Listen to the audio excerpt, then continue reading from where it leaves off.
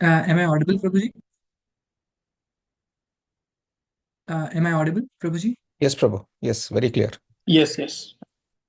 Perfect. So this chapter, chapter 26 of Canto 3, has 72 verses, but today we will only cover 32 verses, and the remaining will be covered later.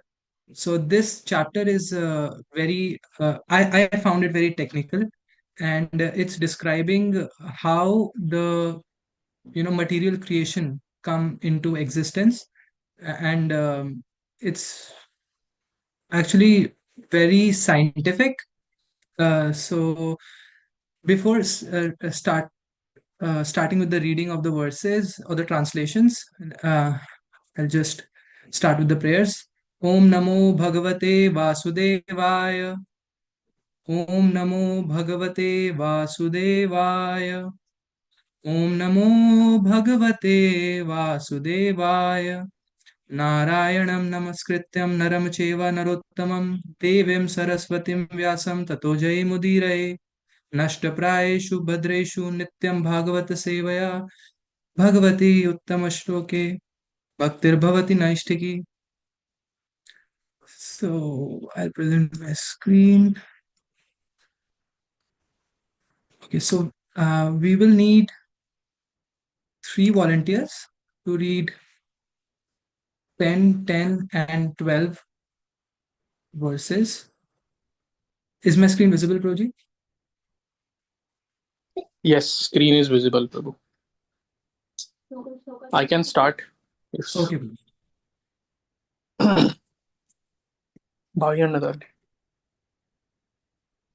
The personality of Godhead Kapila continued. My dear mother, now I shall describe unto you the different categories of the absolute truth, knowing which any person can be released from the influence of the modes of material nature. Knowledge is the ultimate perfection of self realization. I shall explain that knowledge unto you by which the knots of attachment to the material world are cut. The Supreme Personality of Godhead is the Super Soul, and He has no beginning. He is transcendental to the material modes of nature and beyond the existence of this material world. He is perceivable everywhere because he is self effulgent, and by his self effulgent luster, the entire creation is maintained. As his pastime, that Supreme Personality of Godhead, the greatest of the great, accepted the subtle material energy which is invested with three modes of nature and which is related with Vishnu. Divided into varieties by her threefold modes, material nature creates the forms of living entities, and the living entities, seeing this, are illusioned by the knowledge covering feature of the illusory energy. Because of his forgetfulness, the transcendental living entity accepts the influence of material energy as his field of activities, and thus actuated, he wrongly applies the activities to himself. Material consciousness is the cause of one's conditional life, in which conditions are enforced upon the living entity by the material energy. Although the spirit soul does not do anything and is transcendental to such activities, he is thus affected by conditioned life. The cause of the conditioned soul's material body and senses, and the senses presiding deities, the demigods, is the material nature. This is understood by learned men. The feelings of happiness and distress of the soul, who is transcendental by nature, are caused by the spirit soul himself. Devahuti said, O Supreme Personality of Godhead, kindly explain the characteristics of the Supreme Person and his energies, for both of these are the causes of this manifestation, of this manifest and unmanifest creation. The Supreme Personality of Godhead said, the unmanifested eternal combination of the three modes is the cause of the manifest state and is called Pradhana. It is called Prakriti when in the manifested stage of existence. Kameshwar Prabhu, you can read the next 10 verses, please.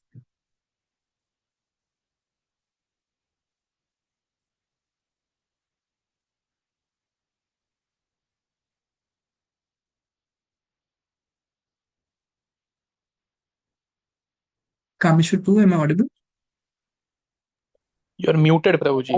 Sorry, I just forgot to unmute. Hare Krishna. The aggregate elements, namely the 5 gross elements, the 5 subtle elements, the 4 internal senses, the 5 senses for gathering knowledge, and the 5 outward organs of action are known as the pradhana. There are 5 gross elements, namely earth, water, fire, air, and ether. There are also 5 subtle elements: smell, taste, color, touch, and sound.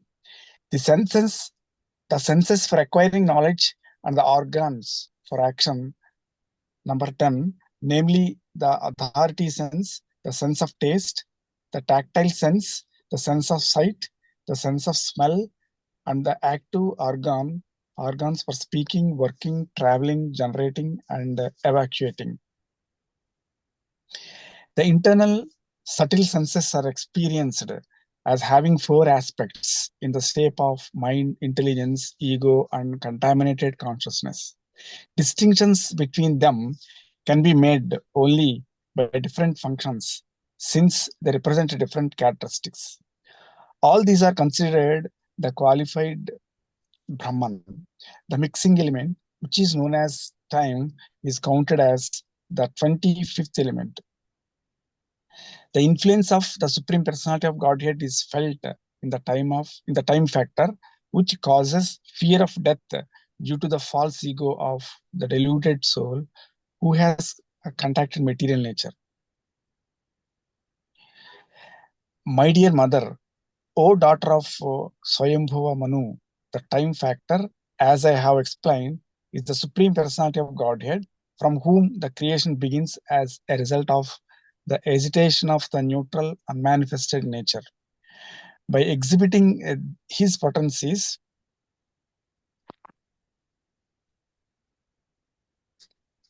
the Supreme Personality of Godhead adjusts all these different elements, keeping himself within as the super soul and without as time. After the Supreme Personality of Godhead impregnates material nature with his internal potency, material nature delivers the sum total of the cosmic intelligence, which is known as Hiranmaya. This takes place in material nature when she is agitated by the destination of the conditioned souls. Thus, after manifesting variegatedness, the effulgent Mahatattva, which contains all the universes within itself, which is the root of all cosmic manifestations and which is not destroyed at the time of can you move it for yes, Paul. Thus, after manifesting variegatedness, the effulgent Mahatattva, which contains all the universes within itself, which is the root of all cosmic manifestations, and which is not destroyed at the time of annihilation, swallows the darkness that covered the effulgence at the time of dissolution. Hare Krishna. Thank you, Prabhu. We need one more volunteer for reading the remaining 12 translations. Okay. Nandini Mataji or Ritesh Prabhu. Yes, Hare Krishna. The mode of goodness, which is the clear, sober status of understanding the personality of Godhead, and which is generally called Vasudev, or consciousness, becomes manifest in the Mahat Tattva. After the manifestation of the Mahat Tattva, these features appear simultaneously as water in its natural state before coming in contact with earth is clear, sweet, and unruffled. So the characteristic traits of pure consciousness are complete serenity, clarity, and freedom from distraction. The material ego springs up from the Mahat Tattva, which evolved from the Lord's own energy. The material ego is endowed predominantly with active power of 3 kinds: good, passionate, and ignorant. It is from these 3 types of material ego that the mind, the senses of perception, the organs of action, and the gross elements evolve. The threefold ahankar, the source of the gross elements, the senses, and the mind, is identical with them because it is their cause. It is known by the name of Shankarsana, who is directly Lord Ananta with 1,000 heads. This false ego is characterized as the doer, as an instrument, and as an effect. It is further characterized as serene, active, or dull according to how it is influenced by the modes of goodness, passion, and ignorance. From the false ego of goodness, another transformation takes place. From this evolves the mind, whose thoughts and reflections give rise to desire. The mind of the living entity is known by the name of Lord Anirudh, the supreme ruler of the senses. He possesses a bluish black form resembling a lotus flower growing in the autumn. He is found slowly by the yogis. By transformation of the false ego in passion, intelligence takes birth. O virtuous lady, the functions of intelligence are to help in ascertaining the nature of objects when they come into view and to help the senses. Doubt, misapprehension, correct apprehension, memory, and sleep, as determined by their different functions, are said to be the distinct characteristics of intelligence. Egoism in the mode of passion produces two kinds of senses, the senses for acquiring knowledge and the senses of action. The senses of action depend on the vital energy, and the senses for acquiring knowledge depend on intelligence. Thank you, Prabhu. Thank you all the There's one devotees. more verse, Prabhu, I think. 32. Oh. Yes, you are right, Prabhuji. When egoism in ignorance is agitated by the sex energy of the Supreme Personality of Godhead, the subtle element sound is manifested, and from sound come the ethereal sky and the sense of hearing. Thank you, Prabhu. Thank you, Prabhu. And thank you all the devotees who volunteered for reading the translations. I'll start with the prayers now. Om Ajnanatimirandhasya Jnananjana Chakshurunmilitam Yena Tasmai Shri Gurave Namaha. Nama Om Vishnupadaya Krishna Pristhaya Bhutale Srimate Bhaktivedanta Swaminiti Namine Namaste Saraswate Deve Gauravani Pracharine Nirvishesha Shunyavadi Paschatya Deshatarine Namo Mahavadanyaya Krishna Prema Padayate Krishnaya Krishna.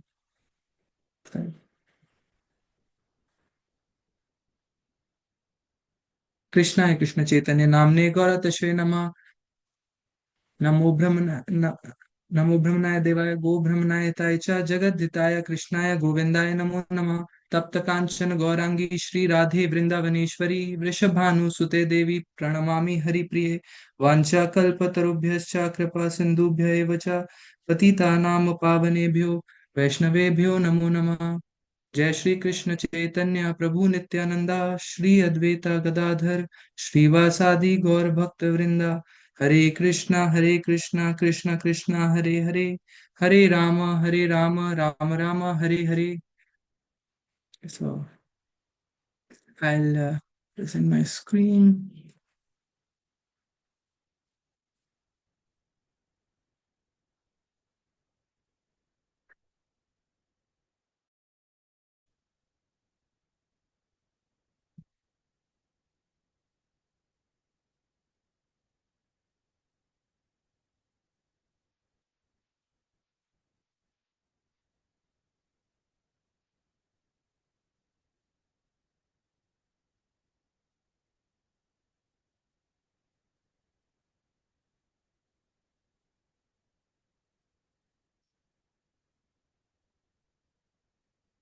Is my screen visible, Prabhuji?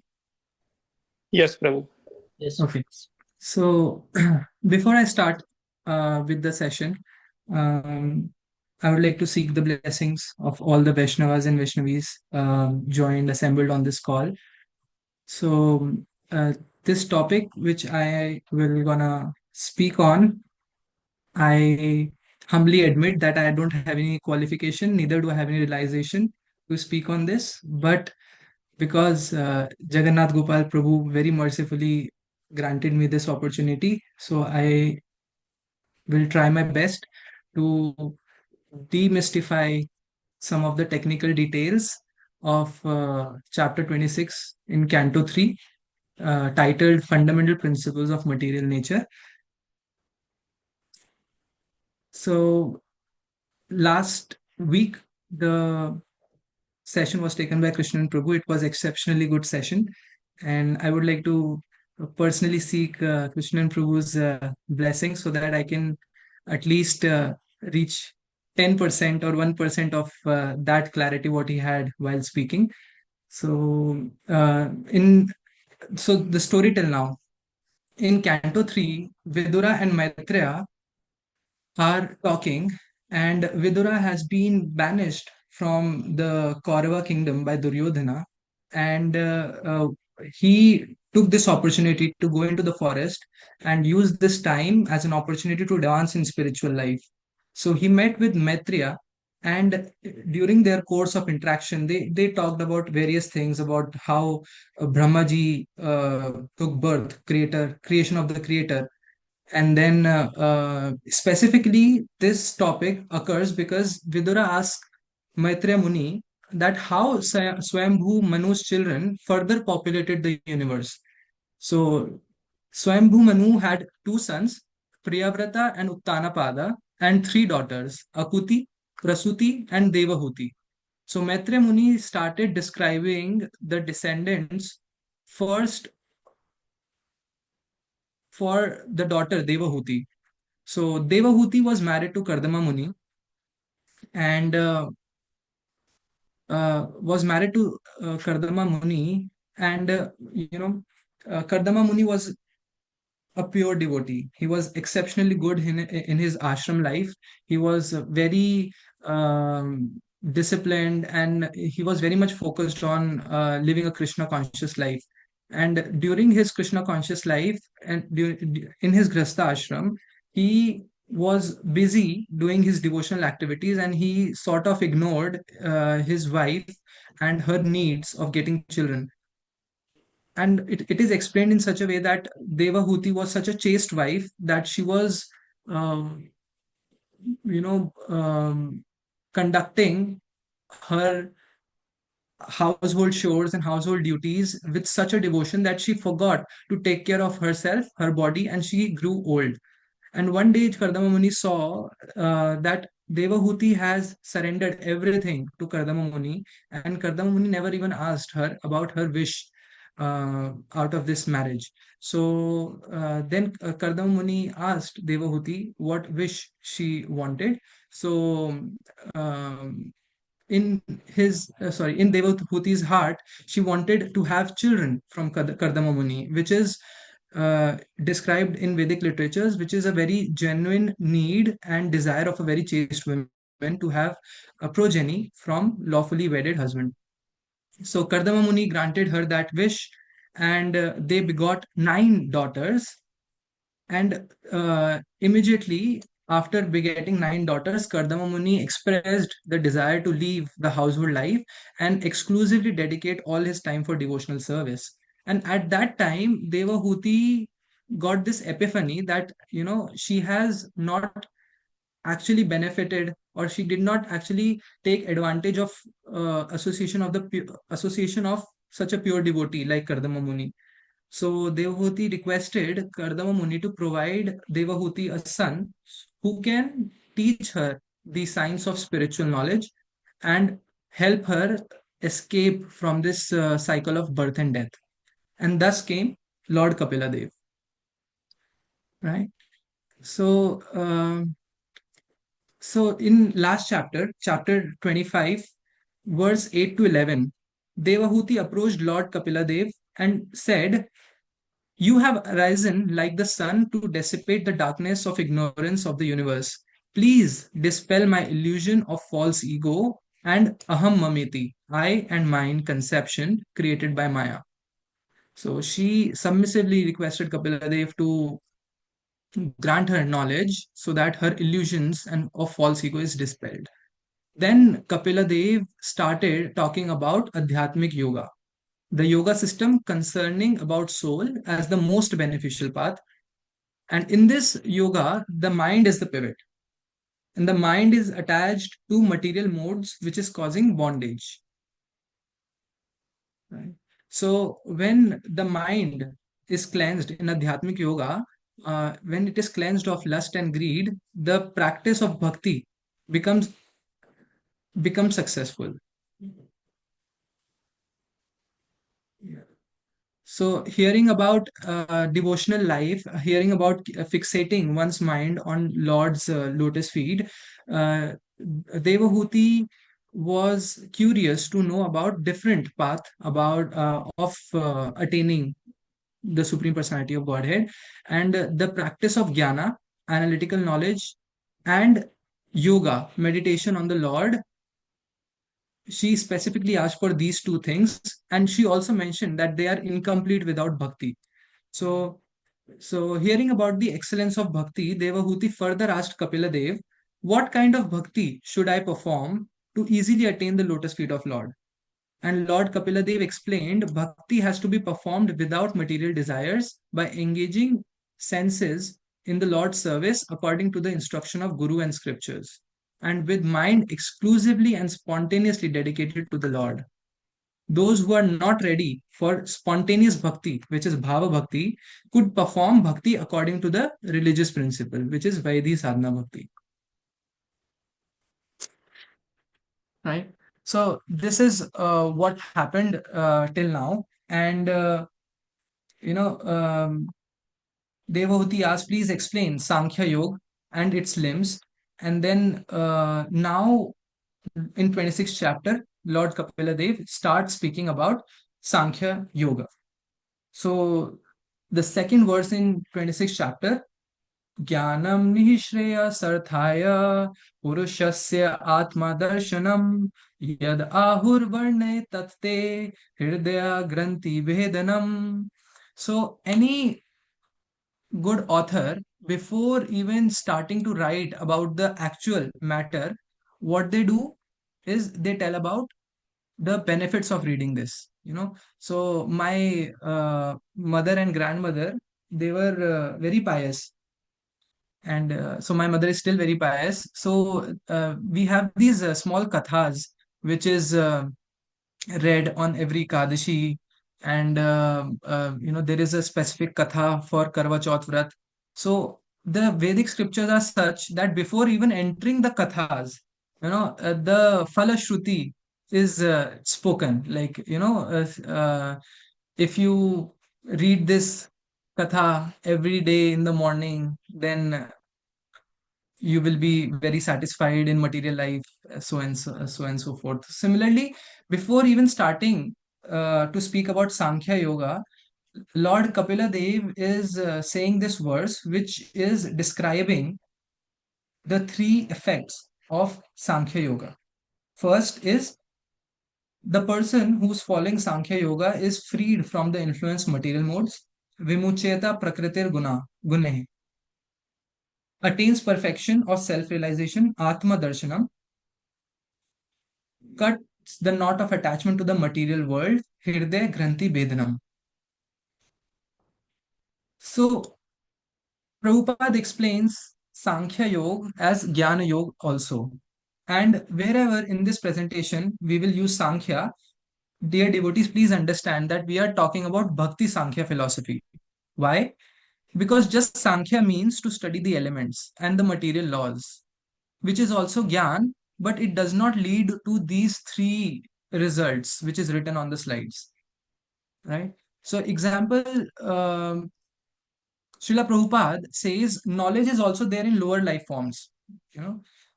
Even a mosquito knows the exact place where to bite and suck blood out of human body. And mosquitoes are an exceptionally good reproducers.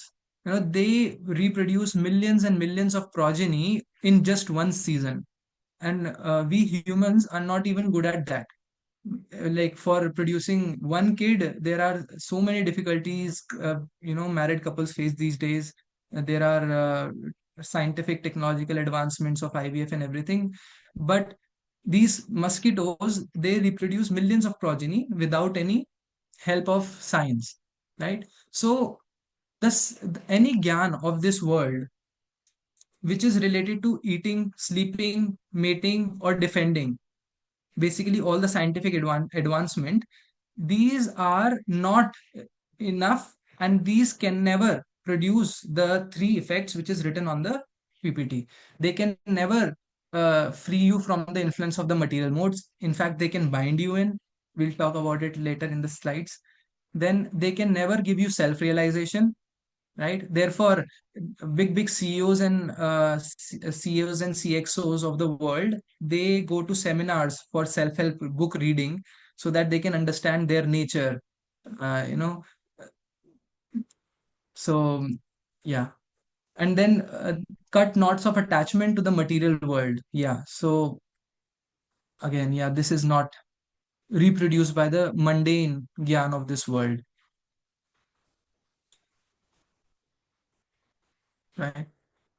So in Bhagavad Gita 13.4, या एवं वेति पुरुषम प्रकृतिम च गुणैः सह सर्वथा वर्तमानोपि ना स भूयो abhijayate.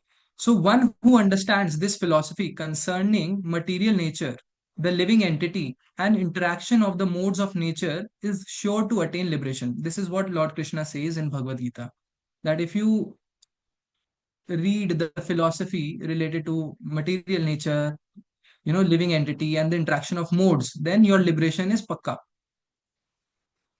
And he will not take birth in this world again, regardless of the present position. So in this purport of verse 326.2, Prabhupada specifically talks about two terms, which is Shreyas and Preyas. So in this Jnanam Nihi Shreyasarthaya. So Shreyas term, and there are two terms, Shreyas and Preyas. Preyas means to fulfill immediate necessities of life, and Shreyas means the goal of life. What are we looking for? So Acharyas have explained this in very descriptive way, that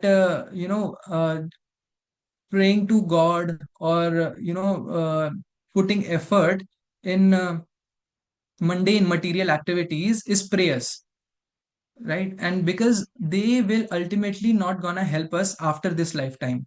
Suppose I worked very hard to get a good GRE score, get to the US, study at a good college, and I get a good college, I get a good degree. This all is qualified as prayers because it's short-lived. How short-lived? It all the degrees and all the knowledge which I have gained in United States will gonna end at the end of this life. But Shreyas is something which will go with us multiple lifetimes. For example, our chanting, the spiritual credits, what we are gaining through reading Srimad Bhagavatam, associating with devotees, discussing Krishna Katha. So these are Shreyas, and so Jnanam Nihi Shreyasarthaya. So Prabhupada discussed this Shreyas and Preyas in this verse. Yeah. Yeah. So then after discussing about the glories of reading and following Sankhya Yoga, Kapil Dev is giving a definition, or actually a glimpse on the personality of the Supreme Personality of Godhead. अनादिर आत्मा पुरुषो निर्गुणा प्रकृते परः प्रत्यक धाम स्वयं ज्योतिर विश्वम ये ना समन्विता. So here there are various qualities. I have listed it down, some qualities which is highlighted in this verse. Anadi, beginning, less. Atma, the soul or spirit. Para means transcendental, beyond the creative material energy. Swayam Jyotihi, he lights himself, and Vishwam Yena Samanvita, maintainer of the entire creation. Right? So this morning, actually, I attended a lecture from Achyut Mohan Prabhu. He was in Brooklyn Temple. So, fortunately, this morning only he was talking about how to get the higher taste in Krishna consciousness. And in that, he narrated a very beautiful story of uh, Sri Ram, Srimati Sita Maya Swayamvar, and how Sri Ram broke the Shiv Dhanush in the assembly of Janak Maharaj.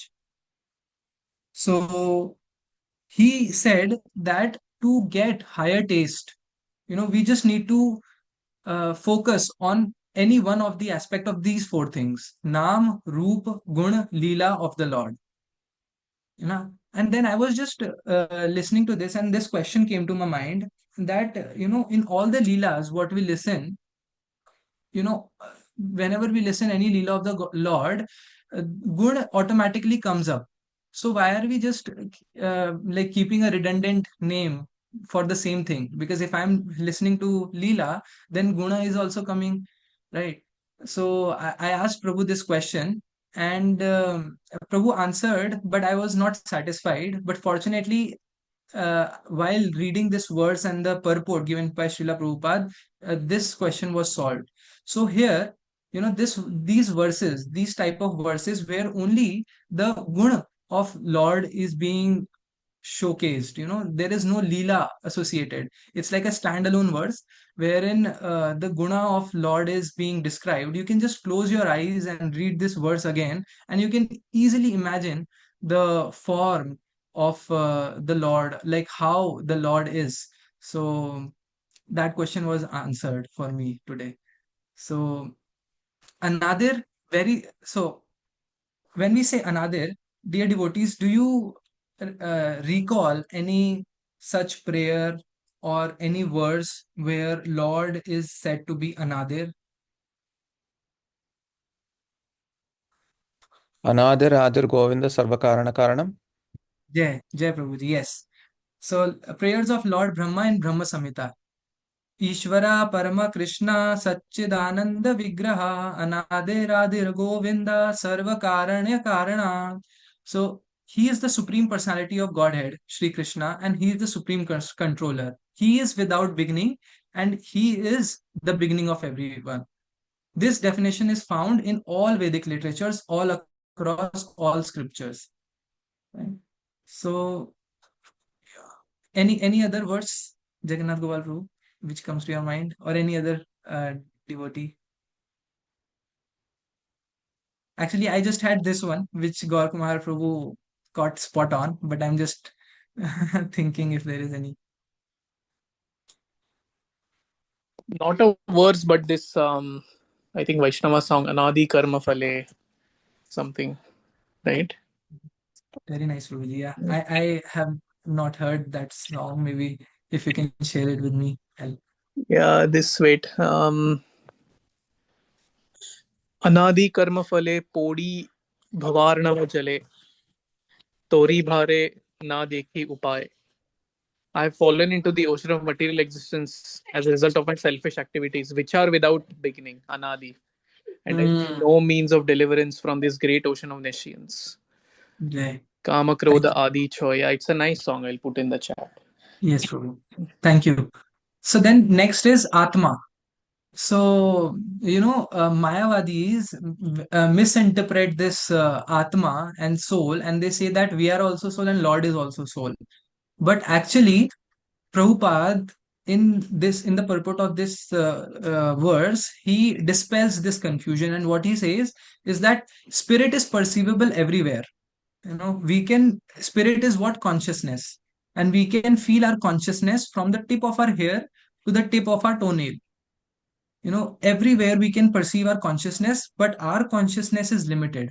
However, the superior consciousness can be witnessed everywhere in this world, and that is the greatness of the Lord. For example, he said that, for example, a sun and a torchlight. The scope of a torchlight is enough to light up a room, but sun is lighting up the millions and millions of galaxy across the universe with so much of energy, and you cannot even match up the energy of a torchlight versus energy of the sun.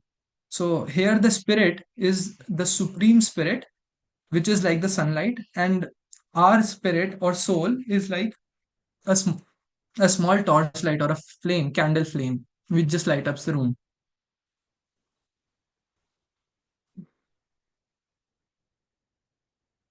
Yeah.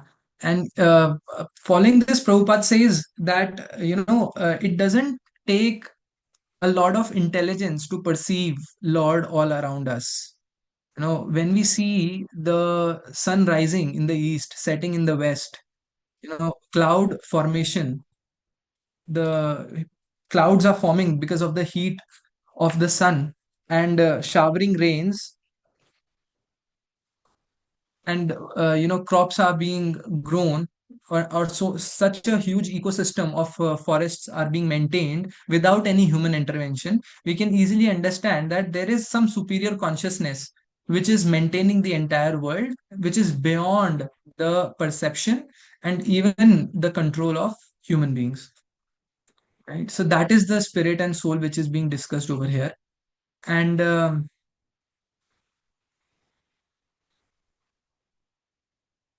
yeah, and then it is said para. So para means transcendental or beyond creative energy. So this specific understanding that Shri Krishna, Supreme Personality of Godhead, is not covered or is actually beyond the three modes of material nature is repeated in this chapter again and again uh, to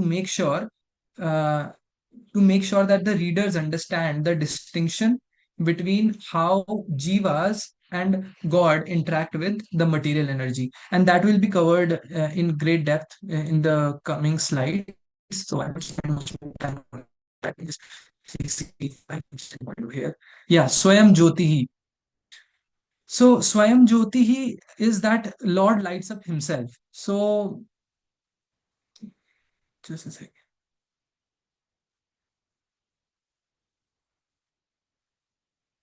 Yeah. Yeah, so he lights up himself. So uh, we in this material world have experience of reflection, right? We have mirrors, we have studied optic laws of optic, refraction and reflection of light and everything. And we also know that moon doesn't have its own light, but it is a reflection of the sunlight, which glows the moon at night, right? So here in this purport, Prabhupada has mentioned that sunlight is also a reflection of Brahmajyoti. And sunlight Brahmajyoti, the Samaks spiritual Prabhu, effulgence. Samaks Yes, Prabhu, Prabhu. your voice is breaking, Prabhuji.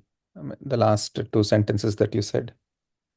Can you check Okay. the Is it internet? better now, Prabhu? Yes, Prabhu. Yeah, it's better. Okay. If it breaks again, Prabhu, let me know. I'll put a microphone, Sure, but I'll Prabhu. continue. So I was talking about Swayam Jyotihi. So Swayam Jyoti means the Lord is illuminating, self-illuminating, and and I was saying that we have an experience in this material world of light being a reflection, um, of like light being reflected and refracted, through which the entire room or the lakes or the cities also light up, right? So sunlight and moonlight is perfect example of reflection what we have seen. Again, it's we breaking, Prabhuji. Again, last two sentences. Okay, let me just put the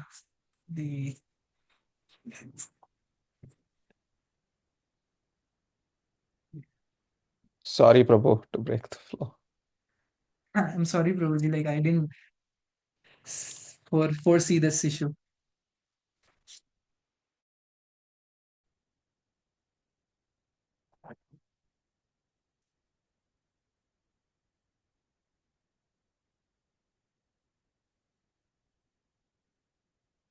Am I audible, Prabhuji? Yes, Prabhu, very clear. Okay, just okay.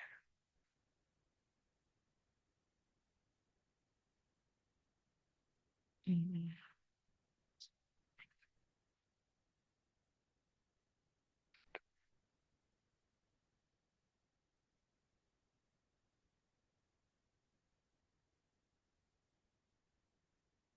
Okay. Is my screen visible, Prabhuji? Yes, bro. Yeah. Okay. So yeah, so I was saying about how we can understand the light being reflected from sun and moon being lit by that reflection at night.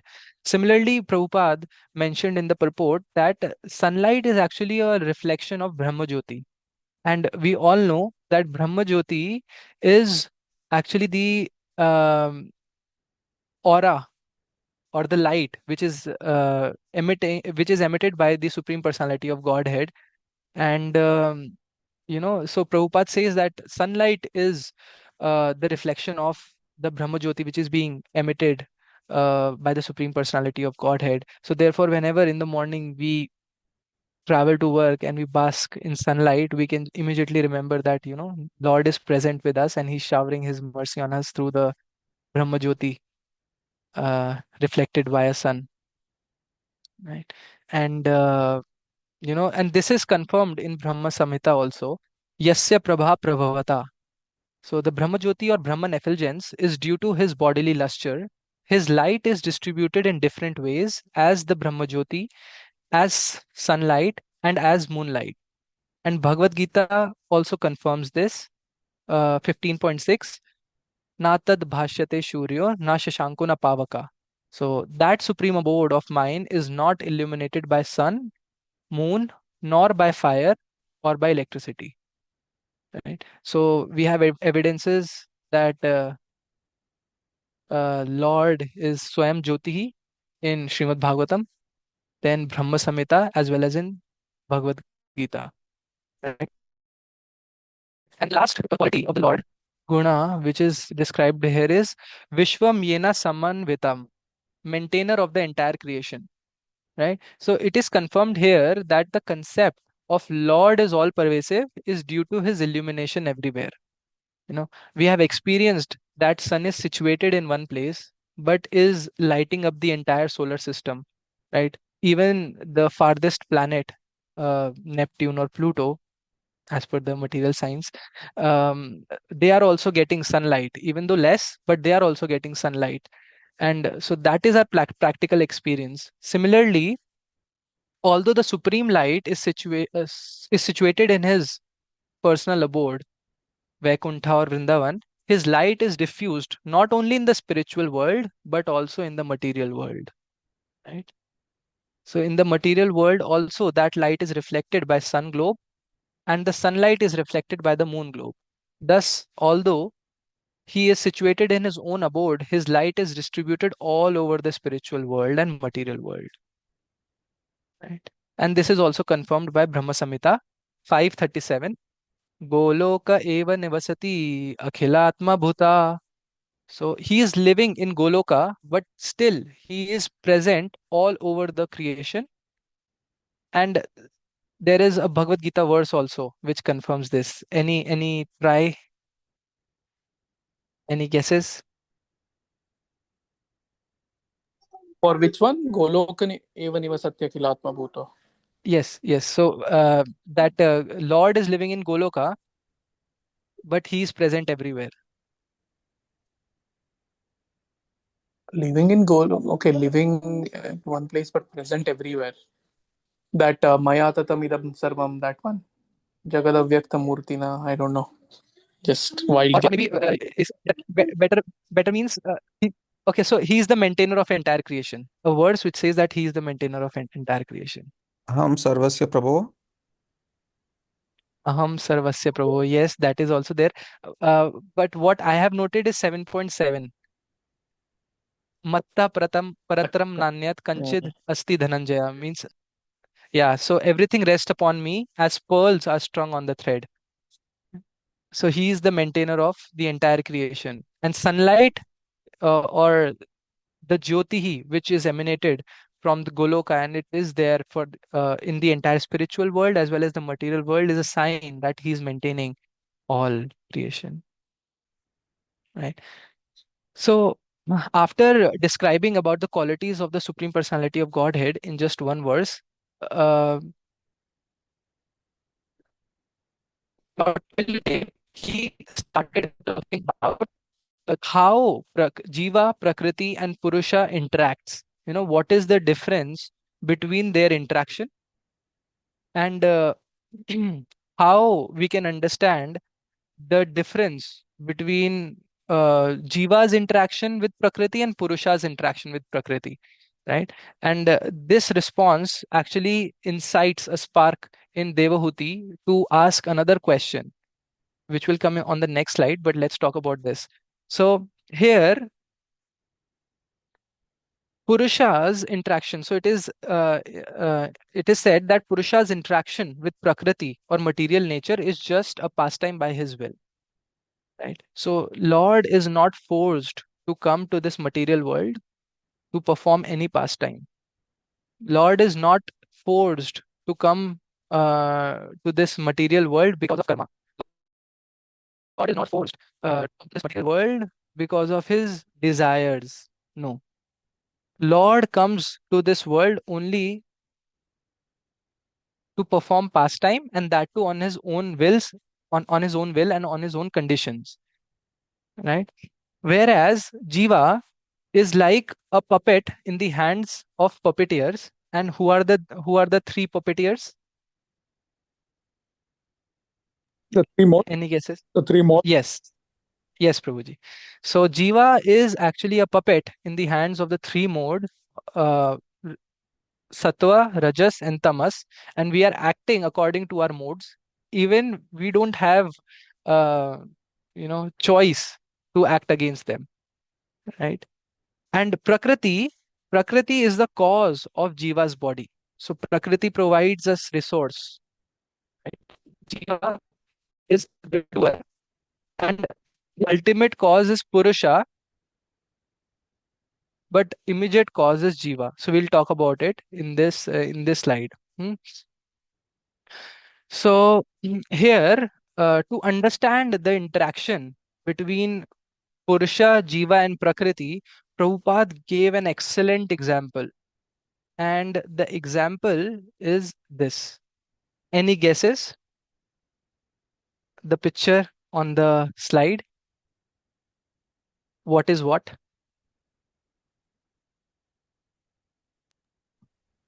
To explain modes. Yeah.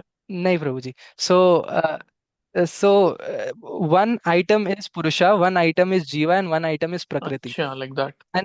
And it is just the perception. Guesses? Why guesses? Any guesses? Like when I was preparing for Indian Defense Forces, there was this exercise which I used to do, picture perception test. They used to flash 30 seconds of picture on the screen, and then you have to write an essay on that picture. So Yeah, I botched it. Prabhu, Krishnan Prabhu had his hand raised. Oh. yes, please, Prabhu. Sorry, I'm not able to see whose Oh. hands are raised because I'm in presenter mode. No problem. So you can speak up. No problem, Prabhu. So is this the sun and the cloud and the person? Yes, Prabhu. And the sun is Purusha, Yes. and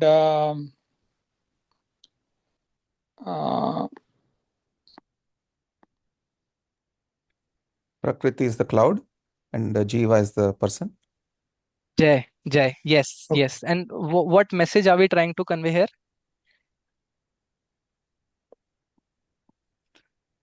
that Go ahead, Prabhu.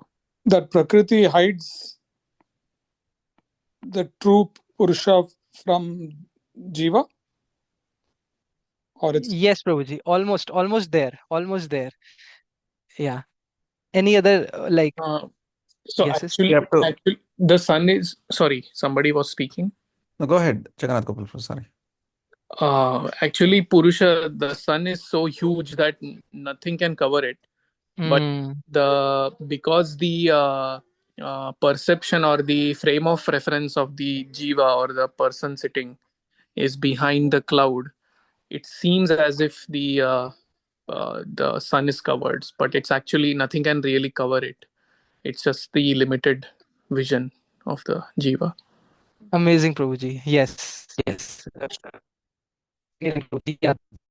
That's exactly this. What you were saying, you want to add something to this, Prabhu, or this is it? This is it, Prabhuji. I mean, one has to look Okay. beyond the Prakriti to see the Purusha. That's what I was thinking. Yes, Prabhuji. Perfect. So actually, so the example of cloud is very nicely given, right? So all of you rightly guessed that sun is the Purusha. We are the Jiva sitting on the grass casually, and then Prakriti is clouds. So here, all of a sudden, there are many big clouds which appear in the sky and covers the sun. And there are two perceptions actually here. So this cloud can be perceived in two ways. One is from the frame of reference of the sun. So for sun, the cloud is a creation of its energy, you know. But for the ordinary common man, while the conditioned state, it is a covering to the sun, because of Prabhuji, which the sun cannot be seen. sorry for the interruption. Your voice again broke a little. Can you repeat that sentence? Okay, Prabhuji. Is it better now? Yeah, it's better. It's breaking and it's becoming better again. Yeah, So it's been breaking, Prabhuji. Can you check your internet? Internet seems fine, Prabhu. Should I do a speed test? It's okay, Prabhu. Please continue. It's just occasional breaking. Yeah. Okay. Okay, Prabhuji. Yeah, so I was saying that this cloud can be perceived in two ways. One is from the frame of reference of the sun, where sun can see the clouds as the creation of its energy, and Lord's creation of Lord's energy is Prakriti. So cloud is Prakriti, but for that common man, this Prakriti is like a covering due to which they cannot see the Supreme Personality of Godhead or the sun, right? And you know we can understand from this example that sun is not being covered by Prakriti. Our vision is being covered by Prakriti. So therefore, Lord is never covered by material energy. However, the conditioned soul is always covered by material energy, due to which they are not able to see the sun.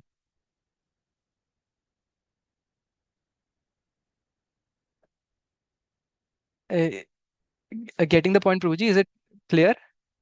Or should I repeat again? no, this is good, Prabhu. Yeah. Okay.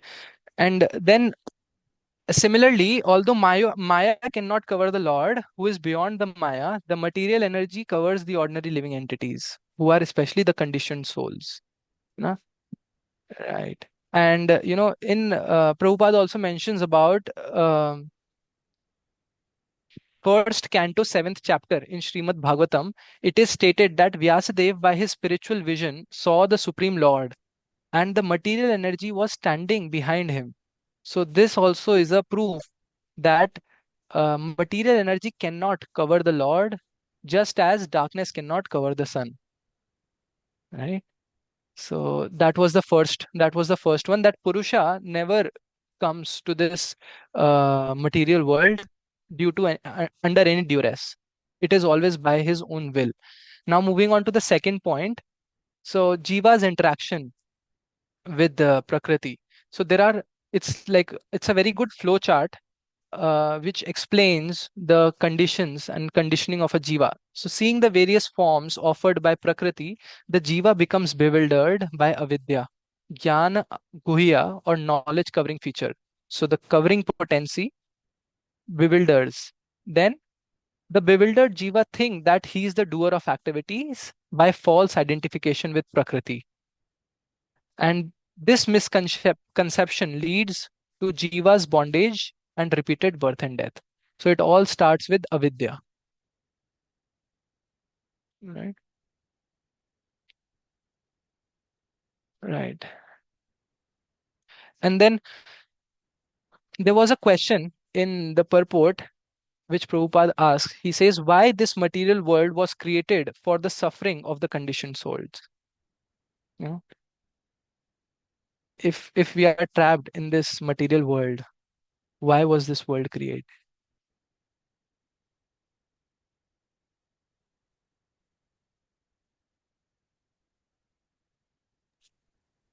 To give us an opportunity to to get rid of this avidya. So the material world is like a hospital for us. Yes, Prabhuji, that's one part of the answer. There is one more. To see how eager we are to get out. Yes, Prabhuji, it's sort of similar to what Krishna Prabhu said. Avidya, like the end of avidya is that we want to move out. So yeah, there's one more point. You're hitting the right I think Vrinda Gopi tangent. Mataji has her hand raised. Yes, please, dear devotee, speak up because I'm not able to see who have raised their hands or not. Okay, Hari Bol. Yeah, Hari so Bol. I don't know if it's because I missed the context, but one reason, so that we remember that we have to go back to Krishna. That's why sufferings don't make us too comfortable in this world. Yes, yes, definitely. That is again on the same tangent. Avidya, going back to Godhead, and the ultimate goal. So these are all one point, and the hint is Other already point, there in this PPT. sorry, Yes, Prabhuji. to give a chance to give us to fulfill the desire of Jivas, because Jiva wants to enjoy, like he wants to become independent of God's jurisdiction. So God created this this stage to give Jivas a chance to enjoy. Yes, Prabhuji. Exactly.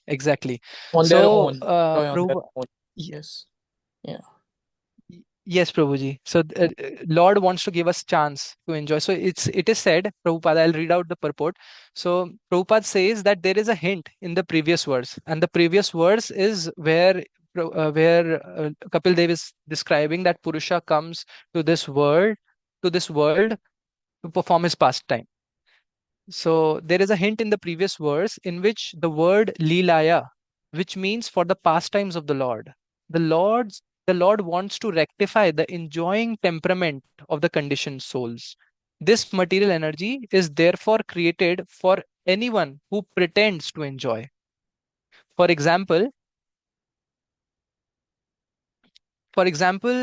a government having a police department, so an example can be cited here that there is no necessity for the government creation of the police department, but because it is a fact that some citizens will not accept the state laws, a department to deal with criminals is necessary.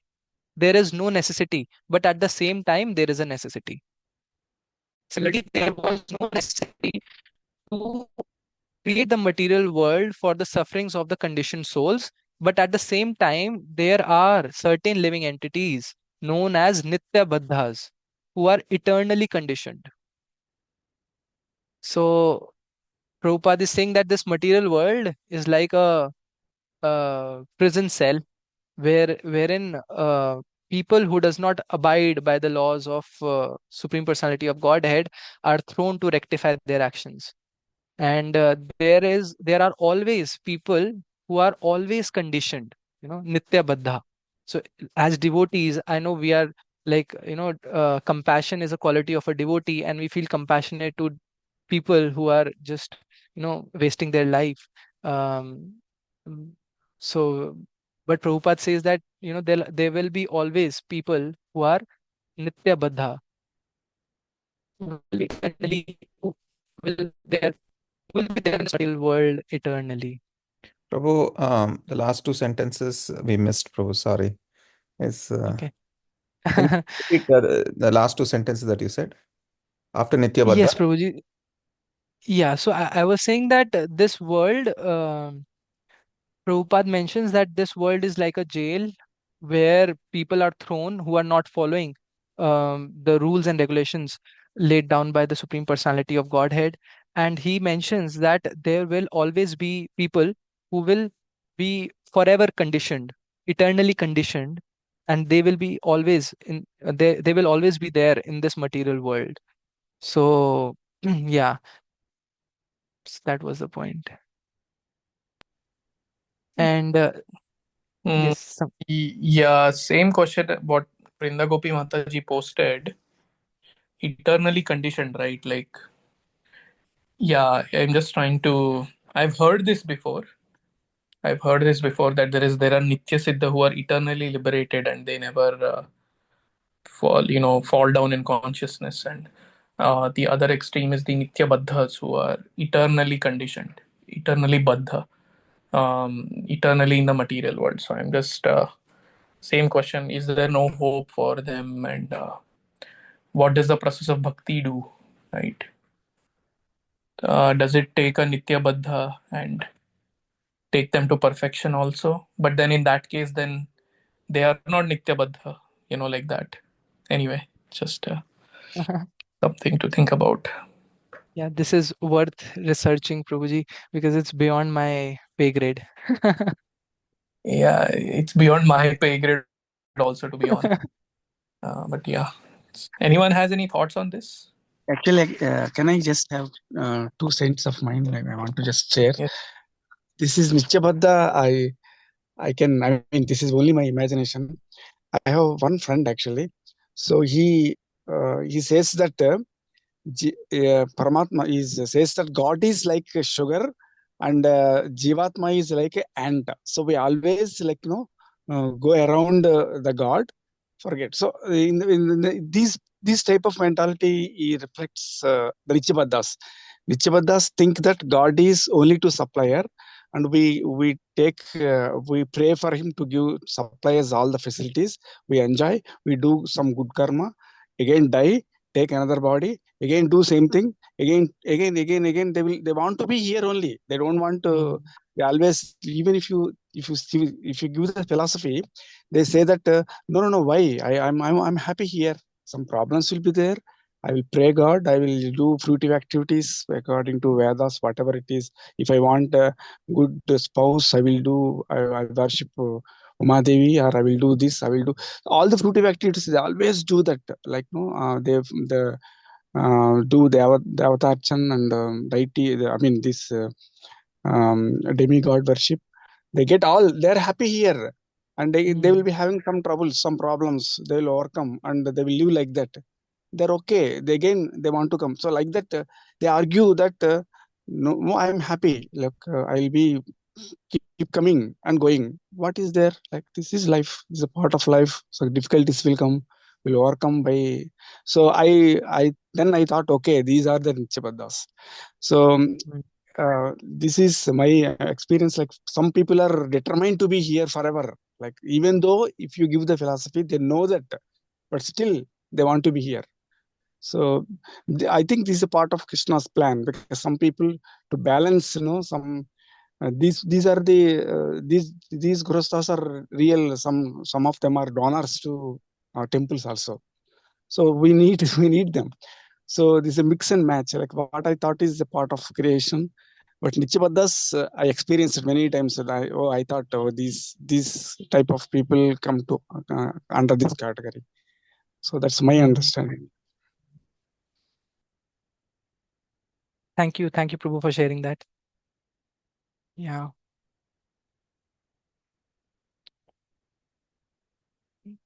So, any other reflection on this, or should I proceed, Prabhuji?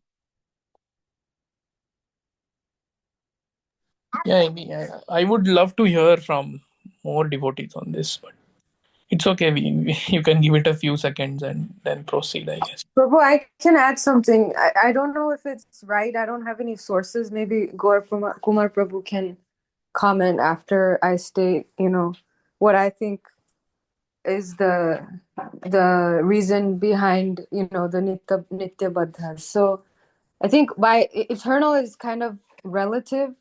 So we know that we go through so many births and deaths, through so many species, like millions and millions of births we have, even to get to the human form of life. And then even within the human form of life, there's so many births that we can take if we don't take to the process of Krishna consciousness and become spiritual. So in that sense, we're eternally bound to the material world, because it's Manusyanam Sahasreshu. There's a very small chance that you take to Krishna consciousness and you actually succeed.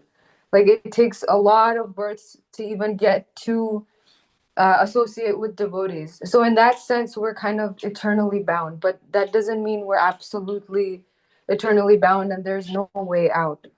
That's just my understanding of Nitya Buddhas. If I'm wrong, please comment on that. No, that is the correct understanding, Sindhu Kanya Mataji. Thank you for sharing that. I'm just posting a link here on the chat, Samaksh Prabhu. If you can pull it up, there's a very clear definition of by Srila Prabhupada about Nitya Baddha. In fact, he uses this word very, very often, actually, Nitya Baddha and Nitya Siddhas.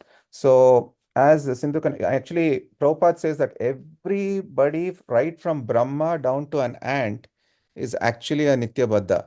If you actually read that particular line, see, in the first paragraph itself, there are two kinds of living entities, Nitya Siddhya and Nitya Baddha. Nitya Baddha are within the material. So if you're in the material world, that means you're in, whether you're Brahma or an ant, they're all Nitya Baddhas. Do you see that sentence, Prabhu? Yes, Prabhuji. Yeah. So anyone who is in this material world, they're Nitya Baddhas. And Nitya Siddhas, they belong to the spiritual world. Now then you might question, okay, then one who is here will always be here. But for one who starts thinking about the spiritual world and living in the spiritual world while in the material world, they will start developing that consciousness of Nitya Siddhas. See, Prabhupada actually, there are many, many instances where he mentions in this thing that I've put here. So I don't want to take too much of your time, but devotees can read this and yeah, like what you're saying here. Devotees who are not attracted to the material world, they are Nitya Siddha. So you could be here in this world, but if you're not attached, then you immediately the consciousness changes from Nitya Baddha to Nitya Siddha. Yes, Prabhu, I'll stop here. Check this. Yeah. So, okay, I think we'll take some time to read this, and maybe next session we can bring up our questions and concerns around Nitya Baddha or Siddha. Thank you, Gaurakumar Prabhu, for doing that research on the go. So yeah, so previously what we have seen till now is like Kapil Muni has explained about the qualities of Purusha, then he's talking about Jiva, Prakriti and Purusha's interaction. So when Devahuti understood the interaction of Jiva, Prakriti and Purusha, this question raised in her heart, and she expressed it to Lord Kapila Dev, and she said, can you please describe more about the characteristics of Prakriti and Purusha? Prabhupada here mentions that Devahuti is a very intelligent woman. You know, she already knows the difference between Jiva and Purusha, right? And therefore, she is more focused to understand the characteristics of Purusha and Prakriti, which will set the ground for Sankhya Yoga to actually come into discussion. So through Prakriti and Purusha's interaction, manifested and unmanifested creation or material nature is generated. So this is the question which is raised by Devahuti. And yeah, and quick question to all the devotees. What is the verse in Bhagavad Gita that defines the relationship of Prakriti and Purusha?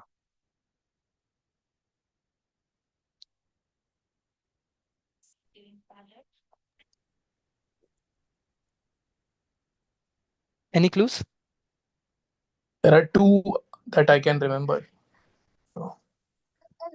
One is Go for it. Prakrite kriyamani gunai karmani sarvasha ahankara vimudhatma kartaham iti manyate. Second is Purusha prakriti stohi bhunkte prakriti jan gunan karanam guna sangosya sad asad yoni janmasu. So the first one is where the Prakriti is carrying out all the activities, but the conditioned soul thinks that he is the doer. And the second one is because of the effect of Prakriti, the conditioned soul moves from sometimes he goes to Sadyoni, sometimes he go to Asadyoni. So that transmigration keeps happening. Okay, so that is very nice, Prabhuji. But thing to note here is we are asking a verse which defines relationship only between Prakriti and Purusha. Like there's no talk about Jiva. Mamayavanso Jivaloke. Go ahead. What's Prakriti the and Purusha. Okay. Prakriti and Yes. Purusha. Yes, Prabhuji. Is it apareyam itastanya khammano buddhirevacha Yeah. ankaramiti me binna prakriti? Chapter 13, verse 20, Prabhu. What's the verse, Prabhuji? Prakritim Purusham Chaiva. Okay, I think I am in the wrong room because everybody here is like a Bhagavad Gita scholar and I'm like a noob, and therefore I just have one verse and you're quoting like 100 words out of it. So all glories to all the Vaishnavas here. But the verse which I have is 9.10. Maya dhikshena prakrite suyate sacharacharam hetu nanena konteya jagat viparivartate. So this material nature, which is one of my energies, is working under my direction, O son of Kunti, producing all moving and unmoving beings. Under its rule, this manifestation is created and annihilated again and again. Yeah, so this is the verse I have. I hope I did not make any mistakes quoting this. No mistake, bro. This is amazing. I'm enjoying this so much. Very good. Okay, so as Bhagavad Gita 9.10 says that Prakriti is the energy of the Lord, and it is the cause of the manifest as well as the unmanifested material nature. So let's go forward and talk about characteristics of Pradhana. So Prabhu, I think we've already reached time, and we have only covered 10 verses out of 72 in this chapter. How many more slides do you have, Prabhu? Yeah, I think I just reached 4, 5. It's like midway. Acha. So, because the next session you also have the remaining verses to cover, right? Of the Yeah, chapter. Mm, yeah. So, what can I do? Like, I can. So cover- the remaining 32 or 35 verses, they are like I haven't seen them, but it feels like uh, not much masala is over there. But but the Mm, mhm. but the remaining part of the slide is very masaledar. So should I start and then stop wherever I The reach? remaining part of this slide deck is very masaledar, you're saying. Yes, bro. Yeah, maybe we'll keep that masala for next time when devotees are fresh, Okay, appetite for some masala. ठीक है. What do you think, Gaurakumar Prabhu? Yes, Prabhu, I agree with you, Jagannath Gopal Prabhu. Okay, yeah. Yeah. So I started preparing for the slides feeling like, oh my God, such technical thing. How can I even go through it? And it's very difficult for me to read Srimad Bhagavatam with purports and everything. But then when I dived into it, like I just wanted to go more and more deeper. It's very nice, Prabhu. Very, very niftily prepared and yeah, amazing. And like, yeah, there are very few classes where so much shloka related quizzing and things are done. So I personally enjoyed it a lot. So yeah, thank you. It's very nice. It is technical, but you prepared it very nicely, and at least I didn't find it boring. So yeah, thank you for that. Thank Thank you. you, Prabhu. Thank you, Prabhu. You've actually, gotten us interested in this technical by making it easy for us to understand. So that is the and then you've kept it interesting. Each verse you're extracting the true essence and sharing it with us, so that you're making it really easy for us to grasp it. You brought it to our level. Thank you, Prabhu. Thank you, Prabhu. Actually, while preparing, I was just constantly thinking about what you said that, can we say this as Kapila Gita rather than Sankhya Yoga? So I was trying to find more and more verses from Bhagavad Gita to, like draw parallels, and it was very helpful. Thank you, Prabhu, for doing that. Thank you, Prabhu. I had a question for you. In the beginning, you had a slide where you said, Achyut Mohan Prabhu's class you attended, and then there was something that you were not satisfied, but that verse gave you the or Prabhupada's purport gave you the answer. That part I did not understand. Maybe if you can repeat, if you have like maybe 5-10 seconds. Sure, Prabhu. So in the morning class today, Prabhu was mentioning that to get a higher taste, we need to delve deep into any one of these factors, which is Nam, Rupa, Guna, Leela of Supreme Personality of Godhead. So immediately I was, questioning that, whenever we listen Lord's Leela, immediately the Guna of Lord also comes up. So why are we reiterating the same thing? Like either you listen Leela, and because I had very less information of how in scriptures gunas are being told for the Lord. But then in this verse, so uh, just a second, Guruji, I'll go back. Yeah, in this verse, okay, in this verse, where Kapila Dev is describing about the glories or actually the guna of Supreme Personality of Godhead, and this is like a standalone verse. Um, Kapil Dev is telling about the glories of Sankhya Yoga, and then he's immediately telling about the gunas of Purusha before even entering into Jiva, Prakriti, and Purusha interaction.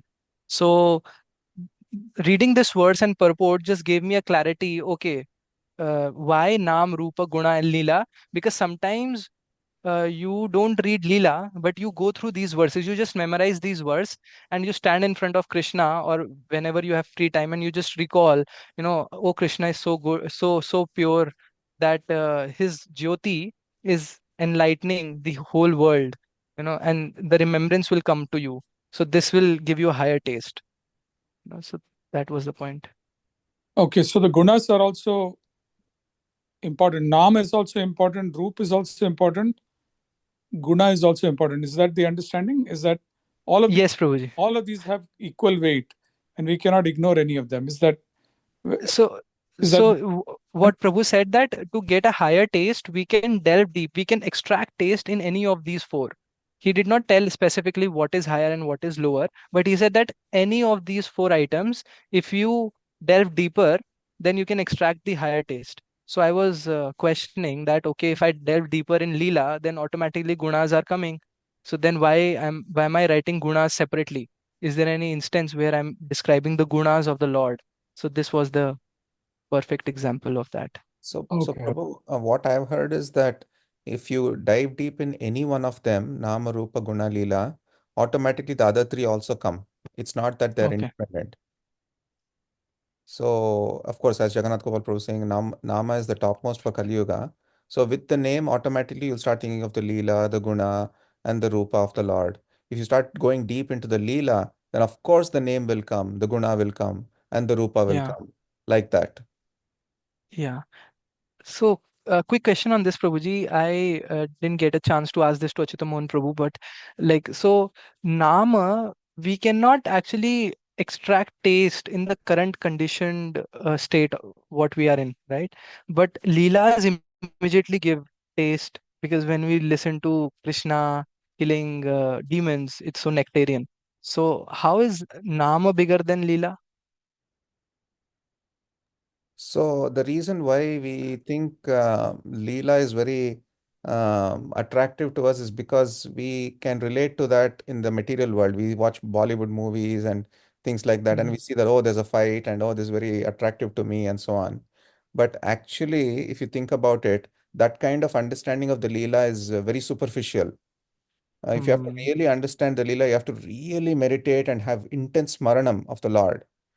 Only then you'll be able to understand the Leela at its core, at its depth, actually. So similarly, when in chanting also, right now, just like how Leela is attractive to us, chanting also is very on a very superficial basis on the Nama Bas platform.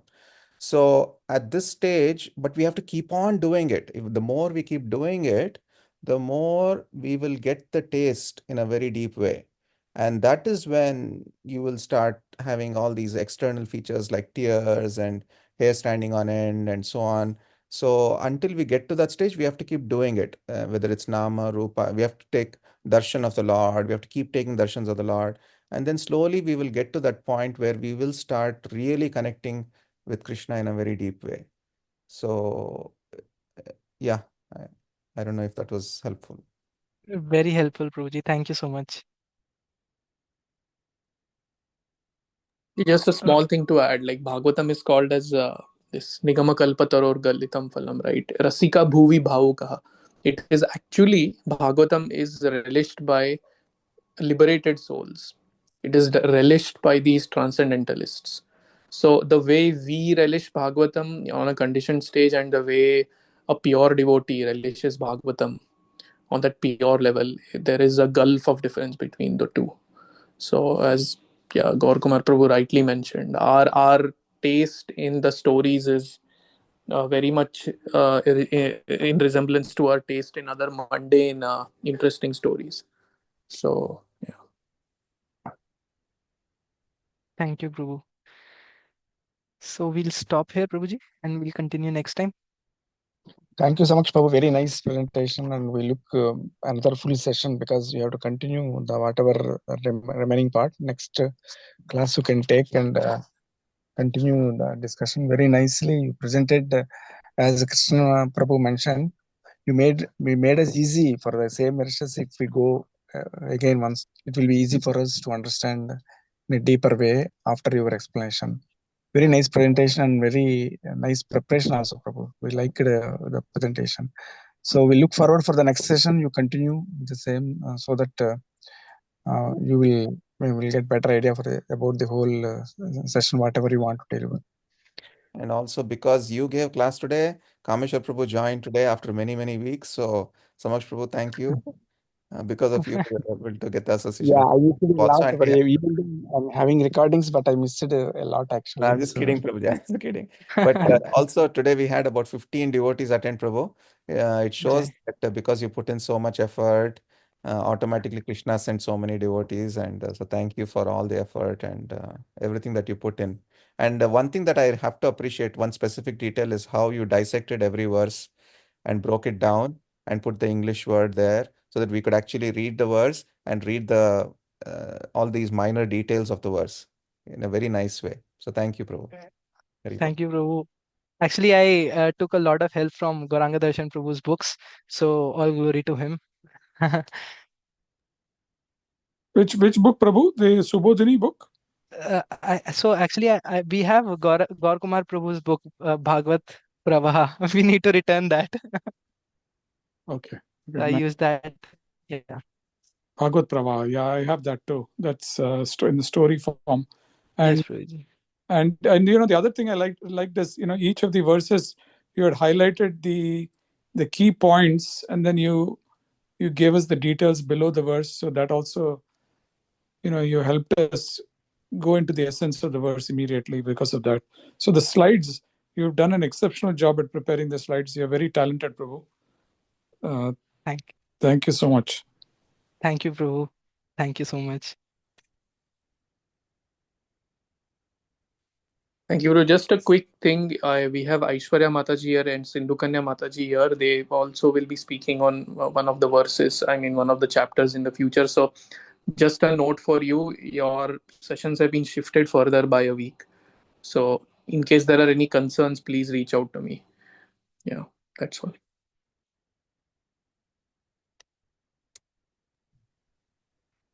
Okay. Any other announcements, Gaur Kumar Prabhu? Yes, Prabhu. Just a couple of quick announcements.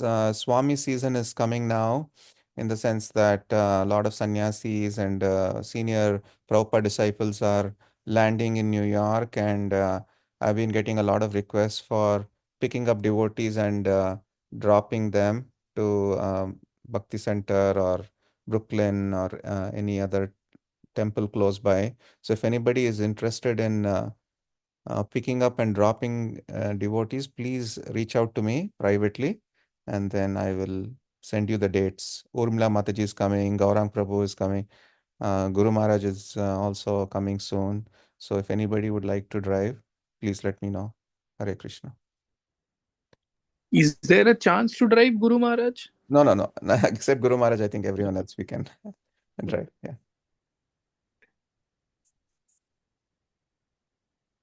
Okay, Prabhu.